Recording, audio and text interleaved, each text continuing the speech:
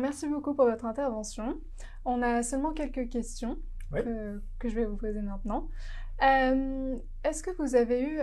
Qu'est-ce qui vous a amené à vous intéresser à ce sujet? Est-ce que vous avez eu un trigger, un moment clé dans votre vie qui vous a amené à ça? En fait, c'est une question qui est très difficile. Et, je me suis souvent posé moi-même cette question. Pourquoi finalement j'ai fait ce métier-là? Pourquoi je me passionne pour l'écologie? Pourquoi je me passionne pour ce qu'on appelait, quand j'étais petit, la protection de la nature? Aujourd'hui, bon, c'est des questions de transition écologique. Mais en fait, je ne sais pas très bien. Ce que je sais, c'est que c'est quelque chose qui me passionne depuis toujours. Et que quand j'étais gamin, je rêvais finalement d'être un chercheur, même un enseignant. Des fois, je jouais dans la cour avec mes copains et je jouais au professeur. Donc, vous voyez un peu, c'est C'est vraiment. mon talent. Voilà. Et donc, je me suis engagé finalement assez tôt, notamment dans le mouvement associatif, sur ces questions de protection de la nature. Donc, il y avait quelque chose un peu d'affectif sur la protection de la nature, les plantes, les animaux, enfin bon. Mais aussi, j'ai toujours été intéressé par la vision intégrative Mm. que proposait l'écologie, euh, qui finalement, dans la pratique quotidienne du travail en recherche en écologie, c'est un peu une enquête policière. Mm. Vous avez des morceaux extrêmement différents.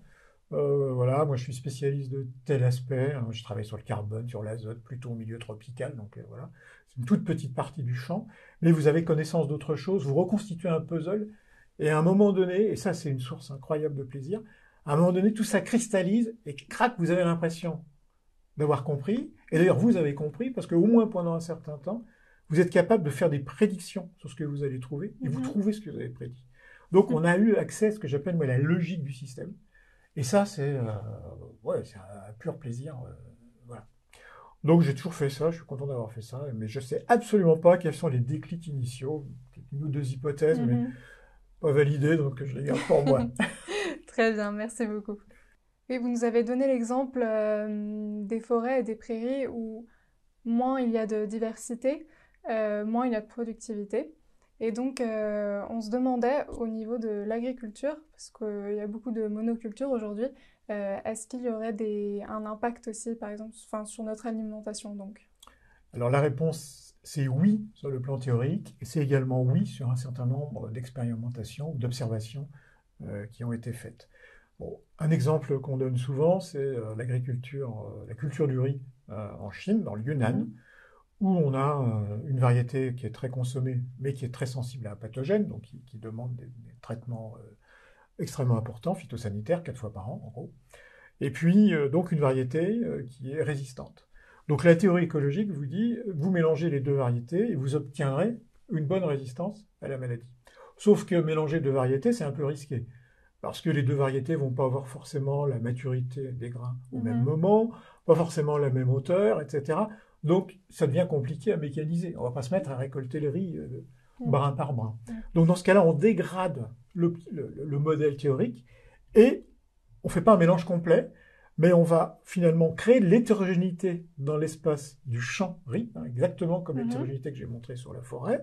C'est-à-dire qu'on va mettre des rangs de riz sensibles aux pathogènes, et puis de temps en temps, on intercale un rang de riz de la variété qui est insensible aux pathogènes. Et rien que ça, en gros, ça diminue l'infestation de la variété sensible d'à peu près 90%, et ça augmente du coup à peu près dans les mêmes proportions la productivité de cette variété. Pourquoi? Bah, tout simplement parce que le rang qui est résistant au pathogène constitue un obstacle physique, il Mhm. faut que le pathogène passe Oui. par-dessus.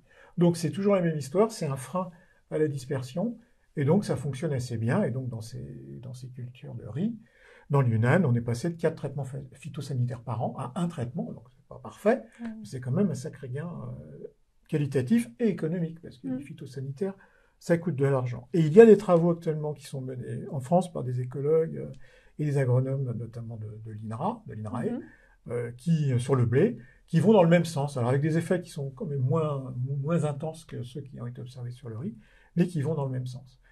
Et cette question, donc, c'est la question du mélange des variétés. Ça, c'est un point absolument clé dans les approches d'agroécologie aujourd'hui. Mais c'est également, pourquoi pas, le mélange d'espèces. Hein, c'est faisable, puisqu'il y a beaucoup finalement de céréales. Dès qu'elles arrivent dans l'usine qui va les transformer, bah, on les mélange. Hein, donc, Oui. dans certains cas, le mélange ne pose pas de problème, dans d'autres cas, il pose des problèmes. Et puis, il y a le mélange au niveau du paysage. Ça aussi, ça a été très bien montré. Recréer un paysage diversifié, vous allez avoir un champ de blé, un champ de pommes de terre, un petit bout de forêt, une prairie, etc. Eh bien ça crée aussi de la résilience, ça a tendance à diminuer l'intensité des explosions de pathogènes, et c'est évidemment très très bon pour la création d'habitats pour la biodiversité. Donc, de toute façon, sur ces questions-là, finalement, le mot-clé qui résume tout, c'est hétérogénéité. La nature, elle est hétérogène, et quand on a des situations de départ de milieux homogènes, par exemple dans des milieux très, très hostiles, arides, semi-désertiques ou des milieux de savane, mais en fait, ce qu'on voit, c'est que le vivant crée des îlots de fertilité, il crée de l'hétérogénéité. Ça, c'est vraiment le mot-clé, hétérogénéité et variation temporelle. C'est les deux manières, finalement, de caractériser la biodiversité. Vous nous aviez parlé tout à l'heure des écosystèmes et de l'irréversibilité, et vous parliez aussi des rétrocontrôles négatifs. Est-ce que vous aurez d'autres exemples de rétrocontrôles négatifs? Oui, alors par exemple, vous prenez un écosystème aquatique, donc avec le plancton végétal.